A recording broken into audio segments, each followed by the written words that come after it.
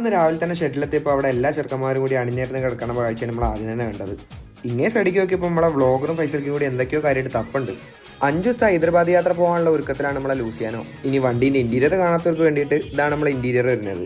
വണ്ടി Bharat ബെൻസിൻ്റെ 2+2 semi sleeper ആയതുകൊണ്ട് യാത്രാ കംഫർട്ട് പറഞ്ഞത് വേറെ ലെവൽ തന്നെയാണ്. അതിൻ്റെ ഉള്ളിൽ നിന്ന് കണ്ട് നമ്മളെ ചെക്കന്മാർ നിരന്ന് കിടക്കണത് കാണാൻ വേറെ തന്നെ ഒരു ഫീൽ ചെയ്യും. അങ്ങനെ ഫീൽ അടിച്ചിരിക്കുന്നതിനിടയിലാണ് നമ്മളെ മെയിൻ നായകൻ്റെ എൻട്രി.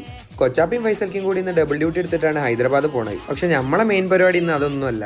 ഇന്നത്തെ നമ്മളെ മെയിൻ പരിപാടി അറിയിക്കുകയാണെങ്കിൽ ഡാനി വോൾഫിന്റെ വീഡിയോ ഷൂട്ടാണ്. 12 മീറ്റർ വണ്ടി ആയതുകൊണ്ട് ഷെഡിൽ നിന്ന് പുറത്തേക്ക് എടുക്കാൻ വേണ്ടിയിട്ട് ചെറിയൊരു പ്രയാസമുണ്ട്.